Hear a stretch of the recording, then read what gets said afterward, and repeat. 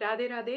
हरे कृष्णा, हर हर महादेव दोस्तों। तो ये वीडियो हम बना रहे हैं राहु देव के बारे में, राहु देव के प्रभावों के बारे में। राहु देव की उत्पत्ति कैसे हुई इसके बारे में तो ज्यादातर सभी लोग जानते हैं कि जब कोई इंसान राहु देव से रूल हो या राहु देव उसके चार्ट में कोई स्पेशल प्लेसमेंट लेके बैठे हो या उनकी महादशा चल रही हो, वो न्यूमरोलॉजिकली राहु देव ही उसके मेन ग्रह बनते हों। जैसे कि 4, 13 या 22 तारीख को पैदा होने वाले लोगों को राहु देव ही रूल करते हैं। राहु देव की सिंपल फिलॉसफी है, या तो यूज करो या तो यूज हो जाओ, या तो मैनिपुलेट करो या तो मैनिपुलेट हो जाओ। राहु देव एक ऐसी एनर्जी है जिनके साथ ना तो दुश्मनी की जा सकती है और ना ही दोस्ती। राहु देव एक ऐसे मेहमान है जिन्हें ना तो घर के अंदर बिठाया जा सकता है और ना घर के बाहर छोड़ा जा सकता है। इसीलिए जो लोग बोलते हैं कि राहु देव को कंट्रोल किया जा सकता है, मुझे इसमें बिल्कुल सच्चाई नहीं लगती।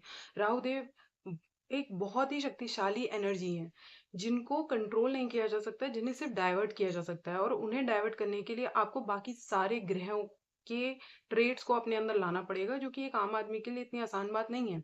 या तो आप भक्त हो, उच्च कोटि के भक्त हो, तो आप राहु देव से थोड़ा सा शायद आगे निकल जाओ, क्योंकि फिर भगवान की पावर वहां पे आगे आएगी। भक्त के आगे तो कोई भी झुकता है, पर नॉर्मल इंसान के लिए जो भक्त नहीं है, सिर्फ नॉर्मल पूजा पाठ करता है, वो राहु देव की एनर्जी को कंट्रोल नहीं कर सकता। क्योंकि बाकी सारे प्लैनेट्स के अच्छे ट्रेड्स को अपने अंदर लाना, और स्पेशली अगर वो प्लैनेट्स आपके चार्ट में अच्छी तरह प्लेस नहीं है और वो आपको ऑलरेडी बुरा फल दे रहे हैं, तो आपकी आदतें भी वैसी ही होंगी। तो फिर राहु देव उस पर बढ़ चढ़कर अपना पार्ट प्ले करते हैं, क्योंकि राहु देव एक ऐसी एनर्जी है जिसे ना तो दिल में उतारा जा सकता है और ना तो दिमाग पे चढ़ा के रखा जा सकता है। राहु देव आपके साथ खेलते हैं। अब हम में इतनी पावर है क्या कि हम राहु देव जैसी एनर्जी के साथ खेल सकें? सोचने वाली बात है। राहु देव को मास्टर ऑफ इल्यूजन भी कहा जाता है। राहु देव का एक भ्रम ये भी है कि राहु की महादशा में अक्सर कर देखा गया है कि लोगों को भ्रम होने लगते हैं। भ्रम मीन्स नेगेटिव शक्तियों के। कईयों बार ये भ्रम सिर्फ उनके भ्रम होते हैं, उनकी मन गढ़ंत चीजें होती हैं। सीधी भाषा में बोले तो उन्हें भूत प्रेत दिखते हैं। वो इस बात का सोचते हैं कि उन्हें कभी कहीं कुछ दिख रहा है, कहीं कुछ दिख रहा है, और वो इस बात को सच मान लेते हैं। लेकिन सच में ये है कि ये राहु देव का ही फैलाया हुआ एक भ्रम है। इसमें ज्यादा सच्चाई नहीं होती। कईयों बार इसमें 90% केसेस में बिल्कुल सच्चाई नहीं होती है। ये आप ही के अंदर एक बैठी शक्ति है जो कि इस भ्रम को बना रही है। भ्रम हर चीज में, हर समय में, हर व्यक्ति में। जब राहुदेव के इल्यूजन बनने पर आते हैं, तब आपको समझ ही नहीं आता कि हो क्या रहा है। इंसानों को भी परखने की शक्ति खत्म हो जाती है।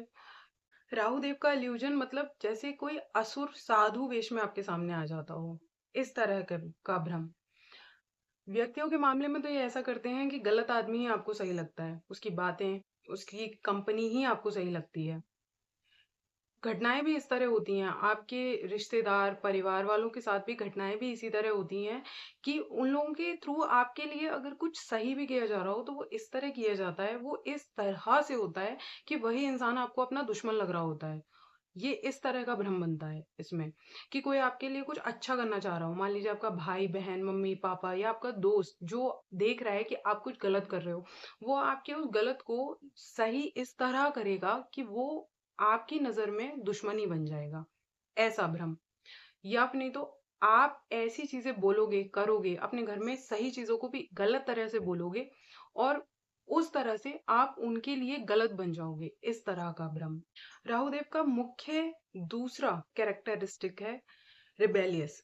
राहुदेव परंपराओं में नहीं मानते, वो हर परंपरा पे सवाल उठाते हैं। राहुदेव से रूल होने वाले लोग हमेशा सवाल करते हैं। वो हमेशा पूछेंगे कि इन रिचुअल्स के पीछे की वजह क्या है, साइंटिफिक कारण क्या है। वो संतुष्ट नहीं होते। आप और लोगों से बोलोगे कि पूजा इस तरह की जाती है तो वो मान लेंगे कि हाँ ऐसे करते हैं, बट राहुदेव वाले इंसान ऐसे क्यों होता है, ऐसे क्यों नहीं होता है, इसके पीछे का कारण क्या है। भगवान को मानने का ये तरीका भी तो हो सकता है, भगवान को दिल से भी तो माना जा सकता है। पूजा करने की क्या जरूरत है, और पूजा का यही तरीका क्यों है। इस तरह के सवाल राहु देव से रूल होने वाले व्यक्ति जरूर उठाते हैं। राहु देव इंसान को ओवर थिंकिंग देते हैं। अगर चंद्रमा खराब है, चंद्रमा पीड़ित है, तो ये ओवर थिंकिंग बहुत ज्यादा होती है और इमोशनल लेवल पर भी होती है। इंसान को रातों में नींद नहीं आती अगर राहु देव की महादशा चल जाए इस पर। और साथ या फिर नहीं तो राहु की अंतर्दशा चल जाए किसी और मेलिफिक प्लेनेट के अंदर, तो इसमें ओवर थिंकिंग होना तो लाजमी ही लाजमी है। आपको रात में नींद नहीं आती है और सुबह टाइम से आपकी आंख नहीं खुलती है। और आप कितना भी आप सो लो, पर आपको आराम फ़ील नहीं होता है। इससे काफ़ी लोग परेशान भी होते हैं। एक और भी चीज़ है, राहु देव डर देते हैं। राहु देव के महादशा में, स्पेशली महादशा में ये होता है कि राहु देव का आपको डर आपके दिमाग पे इतना हावी हो जाता है, जैसे कि किसी को कुछ हो जाएगा, आपको खुद को कुछ हो जाएगा, आपके परिवारजनों को कुछ हो जाएगा, और वो इतना क्लियर विजुलाइज़ कर सकते हो आप इस चीज़ को, और वो डर आप पे इतना हावी हो जाता है कि आप डरते हो। कहीं से नेगेटिव न्यूज़ सुन के आपको और डर लगता है। तो राहुदेव डर का भी एक बहुत बड़ा कारक है। राहुदेव इंसान को ओवरथिंकिंग देते हैं। ओवरथिंकिंग इतनी कि वो एक मुद्दा उठाता है और उसके बारे में अपने दिमाग में कहानियाँ बुन देता है। कहानियाँ ऐसी जो मिनटों से घंटों में बदलती हैं, और इंसान वही सोचता रहता है, उसको नींद नहीं आती। वो सोचता रहता है और वो अपने काम में मन नहीं लगा पाता। इस लेवल की ओवरथिंकिंग आपको होती है। अच्छी बुरी फ़र्क नहीं पड़ता, आप अच्छी बातों पे भी कहानियाँ बना सकते हो और सोचते रह सकते हो। इस लेवल की ओवरथिंकिंग होती है, और अगर ये नेगेटिव जाएगी तो फिर आपको स्ट्रेस भी बहुत ज़्यादा होता है। राहुदेव इंसान को लेज़ी भी बनाते हैं। कुछ लोग कहते हैं कि शनिदेव की चार्ट में अच्छा ना प्लेस्ड होने की वजह से, उनके बुरे प्रभावों की वजह से लेज़ीनेस आती है। हाँ, वो बात भी सच है, बट राहुदेव भी लेज़ीनेस का कारक हैं। क्योंकि राहुदेव के पास सिर्फ सिर है, धड़ नहीं है। तो राहुदेव सिर्फ दिमाग चलाते हैं, दिमाग ही चलाते हैं, और इंसान का दिमाग इतना चलता है कि उसका शरीर में ताकत ही नहीं बचती। वो सोएगा नहीं सही से, उसको रेस्ट नहीं मिलेगा सही से, तो थकान तो उसको होगी ही ना, तो वो लेज़ी ही हो जाता है।